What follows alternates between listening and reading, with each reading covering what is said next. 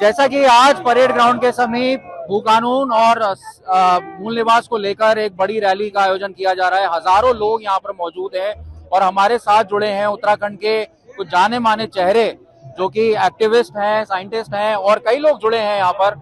उनसे बातचीत करने की कोशिश करते हैं। सबसे पहले हमारे साथ सकलानी जी जुड़े हैं, उनसे बात करते हैं। सर, कैसे देखते हैं, आज काफी भीड़ आई है यहाँ पर, लगता है कुछ बदलाव आएगा? देखिए, ऐसा है कि लोगों को अपने हकों के प्रति जागरूक होना बहुत जरूरी है। और ये आज जो जन सैलाब जो दिख रहा है यहाँ पे परेड ग्राउंड में, वो अपने आप में साबित करने के लिए काफी के लोग अब काफी जागरूक हो गए हैं और जागरूक होना भी चाहिए, क्योंकि सरकार ने जो आदेश 2007 में निकाला था उसी आदेश को रिपीट किया 2023 में। हम सरकार से केवल ये पूछना चाहते हैं कि वो अधिकारी कौन थे जिन्होंने स्थायी निवास की बाध्यता को मजबूर कर दिया लोगों को। उन अधिकारियों पर कार्रवाई होनी चाहिए और 2007 के बाद 2023 तक के जो स्थायी निवास के आधार पर जो नौकरी पे लगे हैं उन सबको बाहर निकाला जाए यहाँ से। सर, लेकिन भू कानून और मूल निवास को लेकर युवाओं में बहुत कम जानकारी देखने को मिलती है। आप एक बार बताना चाहेंगे कि मूल निवास और भू कानून का बेस क्या है, कहाँ से ये कानून ओरिजिनेट होता है और किस लिए ये कानून आना चाहिए? देखिए, हम तो ये कह रहे हैं ना कि जो संविधान बोलता है कि 26 जनवरी 50 को जो संविधान लागू हुआ था उसमें कहा गया था कि जो आदमी जहाँ का रहने वाला है वहीं का मूल निवासी माना जाएगा। यहाँ पे ये नहीं कि केवल पहाड़ियों के लिए हम बात कर रहे हैं, हम रुड़की वालों के लिए बात कर रहे हैं, हरिद्वार वालों के लिए बात कर रहे हैं, उधमसिंह नगर वालों के लिए बात कर रहे हैं। जो आदमी ओरिजिनल उत्तराखंड में रहता था वो यहाँ का रहने वाला है, वो यहाँ का मूल निवासी है।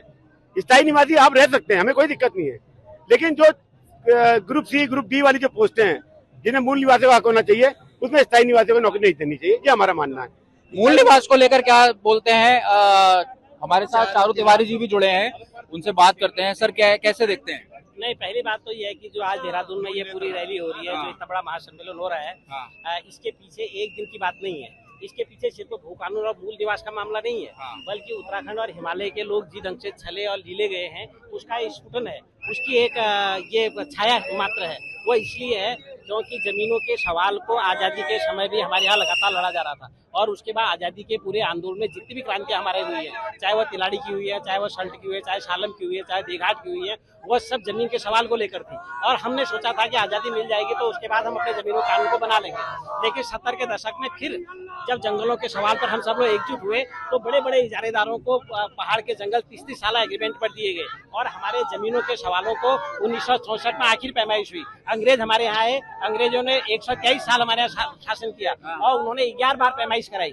लेकिन आजाद भारत में हमारे यहाँ एक आधी अधूरी पैमाइश हुई है जो 1958 से लेकर 1964 तक हुई और हमारे यहाँ इस सरकार के पास भूमि के आंकड़े तक नहीं है। और अब भी किसी भूमि के आंकड़े को हम संबोधित करना चाहे तो 1964 के आंकड़े हमारे पास हैं। आप फिफ्थ शेड्यूल की भी बात हो रही है कॉन्स्टिट्यूशन की, उसको लेकर क्या सोचते हैं? तो पहली बात तो ये है कि फिफ्थ शेड्यूल संविधान के और प्रावधान होते हैं, उसका इससे कोई लेना देना नहीं है। पहली बात यह है कि हमारे संवैधानिक चीजों को गलत ढंग से प्रेजेंट करना भी उत्तराखंड के सवालों को गलत दिशा में ले जाना है। पहली बात यह है कि जमीनों का सवाल हमारे यहाँ पैमाइश से शुरू होता है, जमीन का सवाल खरीदने बेचने का नहीं है। जब भी हम भूमि की बात करते हैं तो हम हिमाचल प्रदेश की उस धारा पर आ जाते हैं तो 118 है जो जमीनों को बेचने और खरीदने की संबोधित करती है। लेकिन हमारा भू कानून, वो भू कानून का सिर्फ एक आर्टिकल है छोटा सा, और जबकि भू कानून क्या है 1972 का जो हिमाचल का भू कानून है उसमें पैमाइश है, उसमें चकबंदी है, उसमें उपराओं तलाओं और हर किस्म की जमीनों का डाटा है और उसके बाद उसका वितरण है और भूमिहीनों को देना भी है।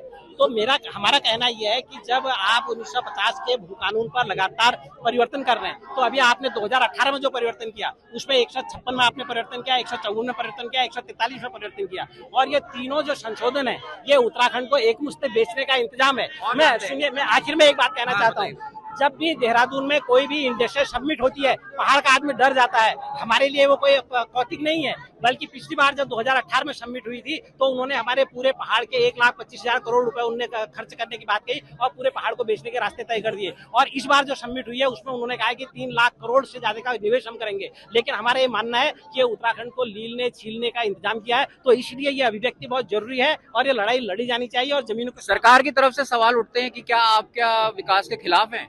क्योंकि विकास जिस तरह तेजी से बढ़ रहा है उसके बीच में भू कानून मांग रहे हैं आप, मूल निवास मांग रहे हैं, तो इन्वेस्टर्स कहाँ से आएंगे, बिजनेस कहाँ से इस पर मैं जवाब देता हूँ आपको। बहुत छोटा सा मेरा जवाब है।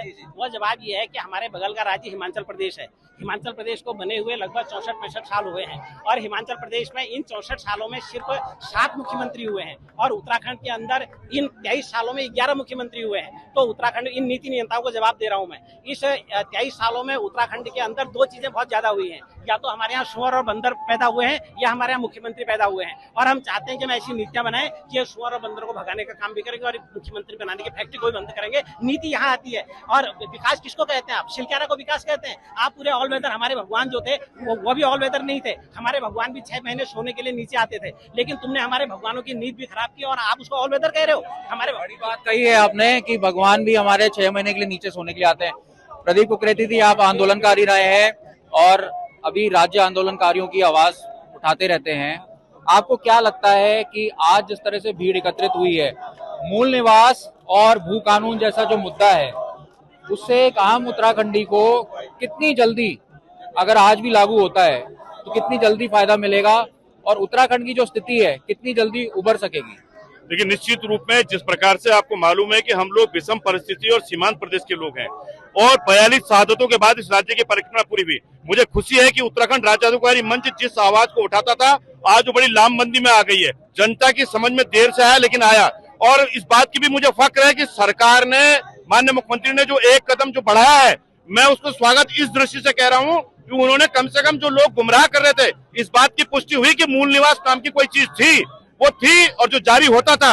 अब हम अगले कदम की इंतजार कर रहे हैं कि सरकार के अंदर अगर संवेदनशीलता है, उस राज्य आंदोलन, उन शहादतों को याद करने की क्षमता है जो इस राज्य ने पूर्व सैनिक से लेकर विक्टोरिया क्रॉस से लेकर तमाम हर परिस्थिति के लोगों को यहाँ से जन्म दिया है, उनको लेके अगर आज सरकार उसको लागू करती है, जो मेरे नौनियाल है उनको जो मूल निवास सशक्त भू कानून 371 के पैटर्न पे अगर वो यहाँ पे प्रारूप तैयार करती है, निश्चित रूप में आपका सवाल बड़ा वाजिब है कि हमारे प्रत्येक नौजवान को, प्रत्येक मातृशक्ति को, छोटे छोटे ठेकेदारों को, स्वयं शासित संस्थाओं को और जो इन्वेस्टर के पॉइंट ऑफ व्यू से भी हम कहना चाह रहे हैं, नीतियां बनेंगी तो पूरा जो है लगातार उसका विकास का दृश्य हमें दिखाई देगा। वो खाका अलग बना के दिखाना होगा।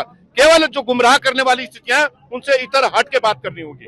ठीक है सर, आपसे जानना चाहेंगे, आप बहुत देर से इंतजार कर रहे हैं, कैसा लगता है आपको आज जिस तरह से जो लोग भीड़ इकट्ठी हुई है, काफी समय के बाद लोग इकट्ठा हुए हैं, लेकिन होता क्या है, मुद्दे उठते हैं, फिर लोग भूल जाते हैं, आगे बढ़ जाते हैं, फिर थोड़े समय के बाद फिर मूल निवास और भू कानून को लेकर आवाज उठाई जाती है। तो लोग कहाँ कमी खा रहे हैं? 23 साल राज्य को बने हो गए हैं, आज 23 साल के बाद आज इतनी भीड़ देखने को मिली है भू कानून और मूल निवास को लेकर। जब राज्य आंदोलन हुआ था, शुरुआती दौर में 2, 4, 5, 7 लोग हम लोग जुटते थे और लोग हंसते थे उस समय। लेकिन एक समय आया कि इस तरह से लोगों का आना शुरू हुआ और फिर लोग आते गए और एक बहुत बड़ा जन आंदोलन ये खड़ा हुआ। आज भी ये मूल निवास की बात 2007 में जब ये लागू हुआ था, तो हम लोग सतपुली के रहने वाले हैं, पौड़ी गढ़वाल के, तो हमने पहला विरोध दर्ज किया वहाँ। जैसे ये आंदोलन आया, जैसे ये कानून बना, तो हमने पहला विरोध दर्ज किया और पहले विरोध दर्ज करने में हमने राष्ट्रीय राजमार्ग जाम किया। तो मेरे साथ 12 और लोगों को मुकदमे दर्ज कर दिए गए और हमने 5 साल तक लगातार वो मुकदमे झेले, लेकिन लोगों को समझ में नहीं आया है। लोग समझ नहीं पाए कि ये इससे हमें क्या नुकसान। एक आवाज उठाने के लिए आपको 5 साल लगे, कम से कम 5 साल लगातार कानूनी प्रक्रिया से गुजरे, मैं और मेरे साथ। लेकिन आज 23 साल हो चुके हैं उत्तराखंड को बने हुए। लोग धीरे धीरे समझ रहे हैं और आज ये जो लोग आए, आपको क्या लगता है, युवा को कम इंटरेस्ट है इन चीजों में, क्योंकि युवाओं को जानकारी भी नहीं है और युवा अब इंटरेस्ट ले रहे हैं, पहले नहीं था? इतनी बड़ी राजनीतिक पार्टियां यहाँ काम कर रही हैं, वो युवाओं को भ्रमित कर रही हैं लगातार, और अब धीरे धीरे युवा समझ रहा है, इस बात को समझने की कोशिश कर रहा है। आज बड़ी तादाद में युवा आया है, किसी ने उसको कुछ खर्चा नहीं दिया, कहीं से उसको लाए नहीं गए, अपनी इच्छा से आया। और मैं समझता हूँ कि ये आंदोलन अब धीरे धीरे करके जिलों में जाएगा और फिर तहसीलों में जाएगा, फिर हर गांव तक जाएगा। अब ये आपसे लेते हैं सर, आपका क्या नाम है और अपने बारे बताइए। और मैं जर्नलिस्ट हूँ स्पेशली। एक्चुअली इस सैलाब को आप देख रहे हैं, छोटे से सोशल मीडिया कैंपेन से अगर इतना बारूद इकट्ठा हो सकता है, तो आप समझ लीजिए कि बारूद भरा पड़ा है, चिंगारी दिखाने की जरूरत है, ऐसा माहौल है। भाई साहब ने भी बताया कि क्या हो रहा था इतने साल, 23 सालों का आपका सवाल था। 23 सालों तक एक राज्य मिल गया, लोग पॉलिटिकल पार्टीज की गिरफ्त में चले गए। कुछ वो जो आंदोलन में खप गए थे, कुछ सत्ता में खप गए, कुछ भाजपाई हो गए, कुछ कांग्रेसी हो गए। लेकिन अब जब 26 के डिलिमिटेशन की बात आ रही है और जो लैंड एक्चुअली भू कानून के मर्म समझना पड़ेगा, एक्चुअल में जो जोत है किसानी की जमीन हमारे पास वो भी 4% भी नहीं रह गई है ना। 12% से घट करके अब 4% के पास आ गई। लोगों के पास जमीनें नहीं है। और आपके कानून क्या है कि अगर सरकार को कुछ भी करना है, सड़क बनानी है, एयरपोर्ट बनाना है, स्कूल बनाने हैं, कुछ भी बनाना, तो आप पब्लिक की जमीन एक्वायर करेंगे। गवर्नमेंट की जो जमीन है वो एज इट इज रखी हुई है। तो अगर आप उस 26 के डिलिमिटेशन में अगर आपका ऐसा कोई प्रयास है तो फिर बचेगा क्या हमारे पास। आज लोग पलायन क्यों कर रहे हैं यहाँ के, इसलिए कि उनके पास जमीन जोतें इतनी छोटी छोटी है, 2 नाली 4 नाली में एक परिवार कैसे पलेगा। तो लोग बाहर जा रहे हैं। 1700 गांव भूतहा गांव, वहाँ आदमी नहीं रहते हैं। धीरे धीरे कर आप खाली कर रहे हैं। और अब यहाँ पर निवेश के नाम पर कि हमारे पास खाली जमीन, आप लोगों को इनवाइट कर रहे हैं यहाँ पर। ठीक है, निवेश आना चाहिए, डेवलपमेंट होना चाहिए, लेकिन इस कीमत पे नहीं कि आप उत्तराखंडियत को बिल्कुल खत्म कर दें, एक कल्चर को पूरा समूल नाश कर दें। यहाँ एक कल्चर है, संस्कृति है, धर्म संस्कृति जुड़ा हुआ है, देवस्थान है। और आप धीरे धीरे ग्रेजुअली आपने मूल निवास अगर नहीं वाजिब नहीं था तो फिर ये दिया क्यों गया संविधान में हमको। एक क्षेत्र विशेष जो उपेक्षित है उसके लिए मूल निवास का एक प्रमाण पत्र था, ताकि यहाँ के लोगों को कुछ विशेष अधिकार मिल सके, दे सके, ताकि उनका डेवलपमेंट हो सके। तो उसको खत्म करने की जरूरत क्या पड़ गई आपको चंदा धंधा वाले लोग चाहिए थे जो आपको चंदा धंधा दें और आप उनको यहाँ बसाना चाहिए। 40 लाख के लोग अगर आ जाए ये छोटी सी धरती पर तो ज्यादा भीड़ तो होगी। ठीक है, आपके बहुत बहुत धन्यवाद। हम और लोगों के पास चलेंगे। यहाँ पर गाना बजाना चल रहा है और युवा एकत्रित हुए हैं। देखते हैं आपका क्या नाम है। आज आप गीत गा रहे हैं पहाड़ का, और क्या कहना चाहते हैं गीत के माध्यम से।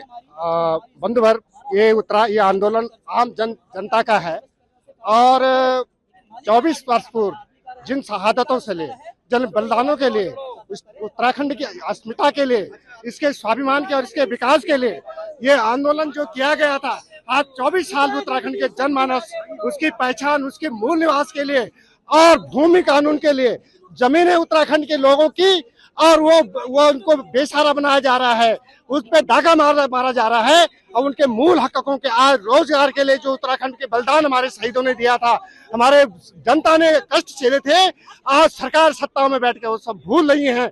और आज उसका ऋण भरती माँ का आज उत्तराखंड का जन्म। और लोगों से बात करना चाहेंगे। भाई साहब, आप संगीत के माध्यम से क्या मैसेज देना चाहेंगे। आज काफी भीड़ इकट्ठी हुई है, कई समय के बाद इतना जन सैलाब देखने को मिला है, वो भी भू कानून और मूल निवास जैसे मुद्दे को लेकर। अपने संगीत के माध्यम से क्या मैसेज दे रहे हैं। हम नौजवानों को जगाने आए हैं और उन नौजवानों को खासकर जगाने आए हैं जो केवल राजनीतिक माइंडेड होकर राजनीतिक विचारधारा की ओर जुड़कर अपने मूल मुद्दों से अपने पैरों पर खुद कुल्हाड़ी मार रहे हैं। फलाना जी है ना, उसके चक्कर में वो अपने जो है मूल निवास को, अपने अधिकार को खो रहे हैं। उन लोगों को जगाने आए हैं कि जागो और अपने प्रदेश के लिए जिस अधिकार के लिए इस प्रदेश की लड़ाई लड़ी गई थी, उस अधिकार पे आकर हमें फिर आज 23 साल बाद दोबारा वही लड़ाई लड़नी पड़ रही है। तो सब साथ आओ और इस लड़ाई को लड़ो। तो देखिए, संगीत के माध्यम से एक मैसेज देने की कोशिश की जा रही है और अलग अलग तरीके के लोग यहाँ पहुंचे हैं। विभिन्न रास्ते से लोग आए हैं, कठिन डगर पार करके आए हैं, दूर दराज के गांव से लोग यहाँ आए हैं और सबका मैसेज एक ही है कि प्रदेश में भू कानून और मूल निवास जैसे जो ज्वलंत मुद्दे हैं उस पर सरकार एक्शन ले, और जल्द ही इस पर अगर एक्शन नहीं होता है तो ये आंदोलन बड़ा हो जाएगा। देहरादून से सागर शर्मा के साथ अंकित शर्मा, आज तक।